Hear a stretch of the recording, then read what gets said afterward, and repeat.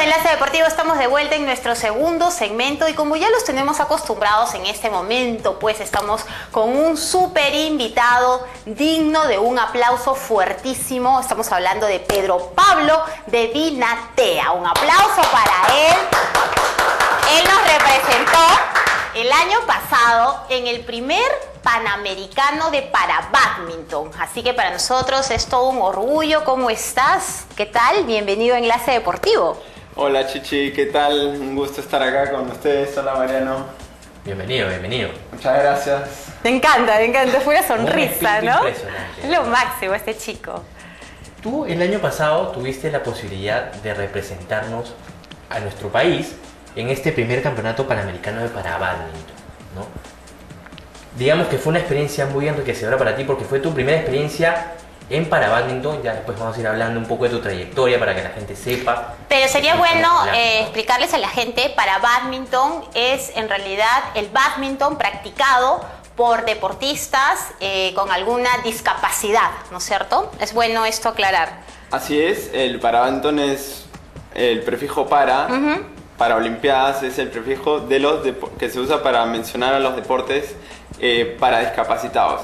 En este caso el Parabadminton, bueno, es el badminton adaptado para que las personas con alguna discapacidad puedan jugarlo, ya sea de manera amateur, de manera más competitiva y bueno, a gusto de cada quien. Claro. Porque hay estas Olimpiadas, eso hay que decirlo, hay estas Olimpiadas. Hay hasta Olimpiadas, Claro. El Parabadminton todavía no es un deporte paralímpico, pero bueno, algún día va a ser y espero yo todavía seguir ahí para poder representar al Perú. Con orgullo, así como lo estás haciendo ahora. Sí, la verdad que sí.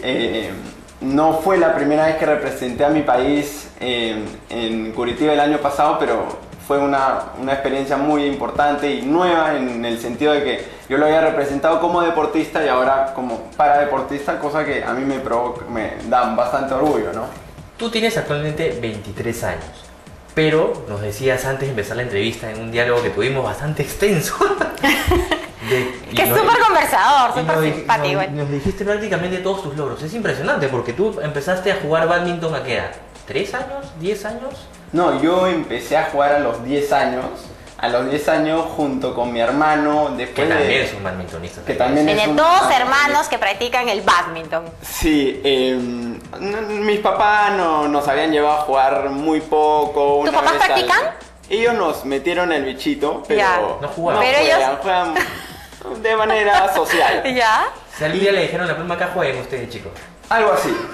Y un verano, el verano del 98, mi hermano y yo tenía 10 años, nos pasamos los 3 meses del verano yendo a las 8 de la mañana a regata, que es en el club donde bueno, empecé a jugar.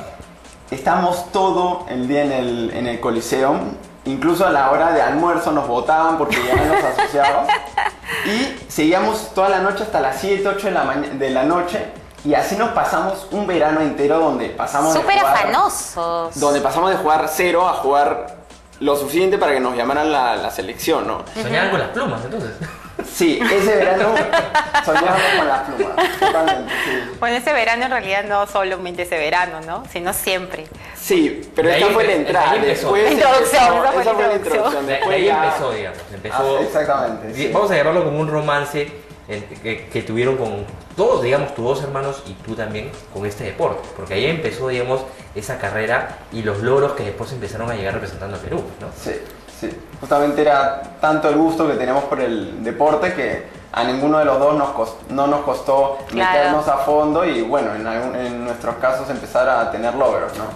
Y digamos, tu primer logro que recuerdes en esta época entre la niñez y la adolescencia, ¿cuál fue el más importante, crees tú? El más importante fue el primer viaje. Más que la primera, no, fue el primer viaje. Los badmintonistas viajaban y yo tengo la oportunidad de un primer viaje que iba a ser como un mes entero que iba a perder de colegio para pasar Con eso que se ¿Cómo acuerda. te ilusiona, no? Los ojitos se le iluminan. entre Manhattan y México y era un super viaje. Acabamos de empezar a Tenías jugar 10, 11 años. 11, 12 años y Mira, ese viaje lo pierdo por un partido que perdí, que no debí de perder y ahí pues ¿Cuántos cabezazos hiciste contra la pared? Bastantes. Pero ya para el siguiente año me recuperé y bueno, llegué a viajar, incluso llegué como primero, como cabeza de serie, pues como el primer peruano en la categoría, y llegué a una final y 2 medallas de oro. Ese fue el primer sudamericano. Tenías 11 años ahí. En Mar del Plata, en marzo del 2000. Ahora, campeón nacional también ha sido en varias oportunidades, ¿no? Sí, de los 4 años que jugué intensamente, los 3 últimos, ¿no? En el primero me demoré un poco, había más competencia, pero en el segundo, en el tercero, en el cuarto ya logré un poco pues acomodarme y un poco resaltar. Excelente. Ahora, tú practicas el bádminton hasta los 14 años. Sí, practico hasta los 14 años de manera intensa. Muy intensa. Y a los 14 años, bueno, un día jugando empiezo a sentir un dolor, que esto es muy normal entre los jugadores, entre el bádminton en el deporte de alta competencia, pero en un dolor raro que al día siguiente continuó. ¿En qué parte lo sentías? En la rodilla, en la pierna, ligeramente más abajo de la rodilla derecha. Me vi con un doctor de medicina deportiva, pero era un tema más complicado, me derivó a una clínica y ahí con un especialista pues empezó un diagnóstico que me lo dieron 2 días después. Tuve un osteosarcoma, que es un cáncer al hueso, sobre todo en los niños y adolescentes, que se va a los huesos largos, ¿no? En el peroné derecho y bueno, es un cáncer maligno definitivamente. Pero sin embargo, tú no te desmoralizas, tus padres tratan de sacarte a flote como de lugar, te llevan a Italia, ¿no es cierto?, donde realizas un tratamiento súper intensivo, especial, y logras recuperarte. Sí, empiezo acá en la quimioterapia preoperatoria y postoperatoria. La preoperatoria la hice acá y me fue mal.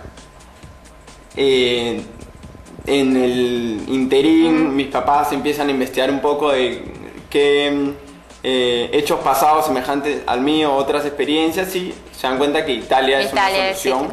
Ahí me llevan a operarme, pero el Estado italiano, al ser bien socialista, logré hacer una figura en la que me acoge el gobierno italiano, me da todo el tratamiento. Asume los costos, digamos. ¿Perdón? Asume los costos de tu operación y todo. Absolutamente todos, incluso me dan hospedaje, o sea, sí.